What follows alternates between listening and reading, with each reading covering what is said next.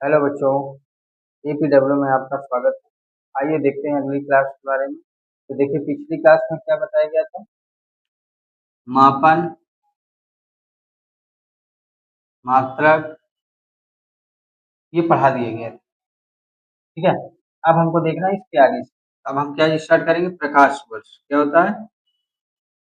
प्रकाश वर्ष। प्रकाश वर्ष क्या होता है। तो प्रकाश द्वारा निर्वात में एक वर्ष में कुल तय की गई दूरी को प्रकाश वर्ष कहते हैं।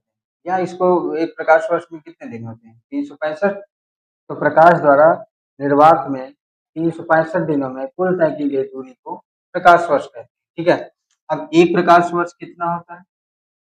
एक प्रकाश वर्ष बराबर 9.46 गुणे 10 की पावर 15 मीटर।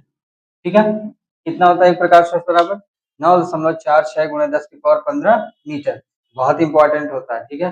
ये अभी भी पूछा जाता है, जब भी आप कोई एक्स्ट्रा एग्जाम देंगे उस पर भी पूछा जाता है, विशेष करके यूपी कैडेट और आईसीआर वगैरह में ये सब पूछा जाता है, इसलिए आप थोड़ा सा ध्यान रखिएगा। ठीक है। तो एक प्रकाश वर्ष बराबर हो गया। और हम देखें कि प्रकाश वर्ष मात्रक किसका होता है।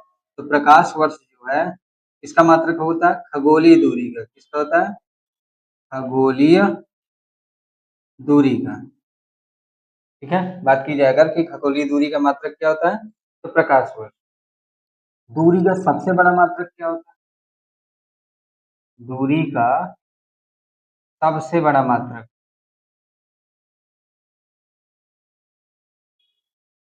क्या होता है। दूरी का सबसे बड़ा मात्रक होता है पारसेक। क्या होता है, पारसेक। ठीक है। अब हम इसके बारे में जानेंगे।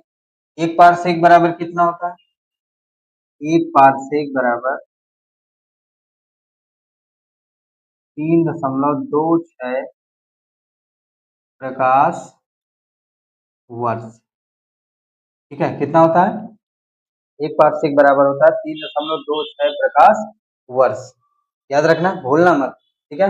तो दूरी का अगर सबसे बड़ा यानी एक प्रकाश वर्ष बराबर कितना हो गया, 9.46 गुणे 10 की पावर 15 मीटर। तो प्रकाश वर्ष किसका मात्रक है, तो खगोलीय दूरी का मात्रक होता है। अच्छा, अगर बात की जाए तो दूरी का सबसे बड़ा मात्रक क्या होता है, तो पारसेक होता है। छोटा मात्रक तुमको पता होता है, ठीक है, लेकिन बड़ा मात्रक क्या जान लेते हैं, इसका क्या होता है, पारसेक। और एक पारसेक की वैल्यू कितनी होती है, तो 3.26 प्रकाश वर्ष की होती है। ठीक, आगे देखते हैं। पढ़ते रहिए, ठीक है। रोज आप अगर थोड़ा थोड़ा भी पढ़ेंगे तो सब बहुत सारी चीजें याद होती रहती है। रेगुलरिटी बहुत जरूरी है। अगर आप रेगुलर तरीके से पढ़ेंगे ना तो आपको हर चीज आएगी। ठीक, फिर देखते हैं। हमारे पास आ जाती है पद्धतियां। क्या आ जाती हैं, पद्धतियां। तो पद्धतियां कितनी होती हैं, पद्धतियां मुख्यतः 3 होती है। पहले क्या होती है, MKS। ठीक है। एम यानी एम क्या है, मीटर। के क्या है, किलोग्राम। और एस क्या होता है, सेकेंड। दूसरा होता है CGS। क्या होता है, CGS। सी को क्या बोलते हैं, सेंटी। सेंटी, जी को ग्राम, एस को सेकेंड। ठीक है, समझ पा रहे हो।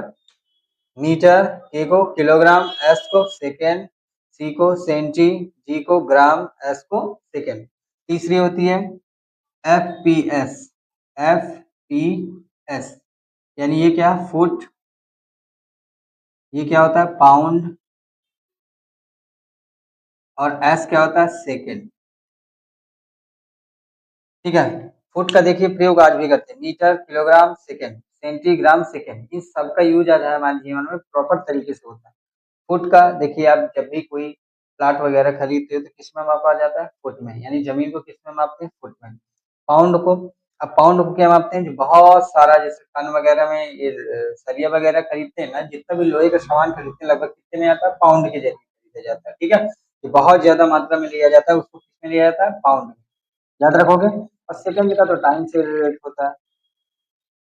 तो आगे देखते हैं, एक इसमें और आता है SI मात्रक। क्या होता है, SI ये भी पद्धतियों में आता है। ये क्या होती है, ये अंतरराष्ट्रीय पद्धति होती है, ठीक है। क्या होती है, अंतरराष्ट्रीय पद्धति होती है, जो एमकेएस की ही यानी कि एमकेएस का ही रूप होता है। एसआई को ही एमकेएस कह दिया जाता है, एमकेएस को ही क्या कह दिया जाता है, एसआई कह दिया जाता है। जैसे एग्जाम्पल देंगे, एग्जाम्पल देखो, जैसे बल का मात्रक क्या होता है, अगर इसमें देखा जाए एमकेएस में, तो क्या होता है, किलोग्राम मीटर पर सेकेंड स्क्वायर। और इसी को क्या कहते हैं हम, न्यूटन, कहते हैं नहीं। यानी कि अगर बल की बात की जाए तो बल बराबर क्या होता है, द्रव्यमान गुणे त्वरण। इधर देख लो, ठीक।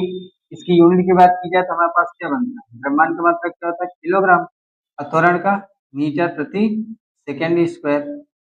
ठीक है, इन्हीं को हम क्या कह देते हैं, न्यूटन। क्या बोला गया है, न्यूटन। बोलते कि नहीं बोलते, इसी को बोल देते हैं हम न्यूटन। ठीक है, इसी को बोला गया है एसआई मात्रक। यानी ये क्या है, एमकेएस, और एमकेएस से ही क्या बन गया, एसआई, एसआई से हम क्या बना सकते हैं, एमकेएस। That's proof. आगे बढ़े, ठीक, देखते हैं फिर। थोड़ा धैर्य बनाए रखिएगा, जभी तभी ये समझ में तभी आने वाला है, ठीक है। तो आप धैर्य के साथ पढ़ते रहिए, आपको कहीं जाने की जरूरत नहीं पड़ेगी। देखते हैं अगला, कुछ अन्य महत्वपूर्ण मात्रक, कुछ अन्य महत्वपूर्ण मात्रक। अब कुछ अन्य महत्वपूर्ण मात्रक के बारे में देखते हैं। जैसे हो गया हमारा एक एंगस्ट्रॉम, तो क्या बोलते हैं, एंगस्ट्रॉम, एंगस्ट्रॉम।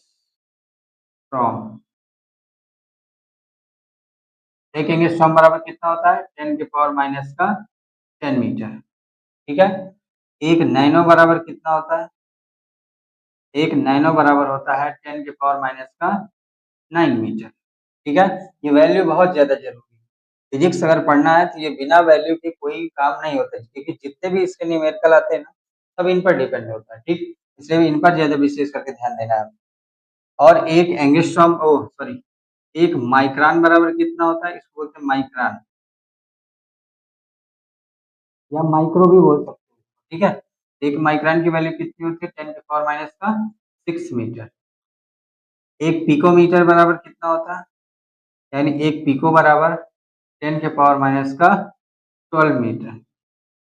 एक फेप्टो बराबर कितना होता है, फेप्टो, फेप्टो, ठीक है, देख लें क्या। एक फेप्टो बराबर,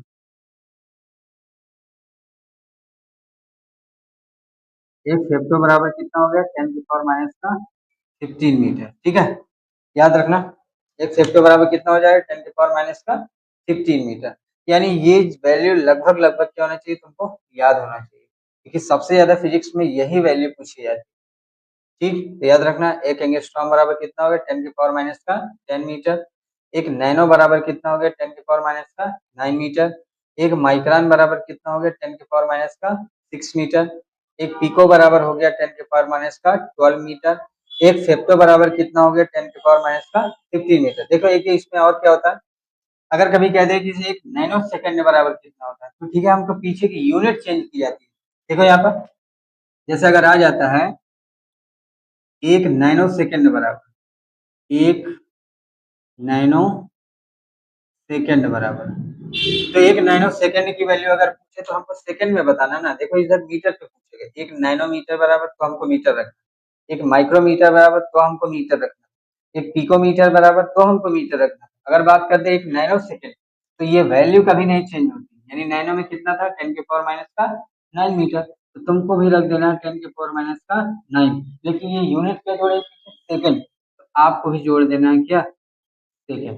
बात समझ पा रहे हो ना, जैसे वो पीछे की यूनिट जोड़े वैसे ही आपको जोड़ देना। ये यूनिट, ये जो हमारे पास वैल्यू है, इस पे छेड़छाड़ मत करना। खाली हमारे पास क्या चेंज होना है, यूनिट चेंज हो रही है। इधर सेकंड की बात कर रहे थे, इधर भी आप सेकंड लगा, इधर मीटर की बात कर रहा था, इसलिए हमने भी मीटर जोड़ दिए थे। समझ में आई।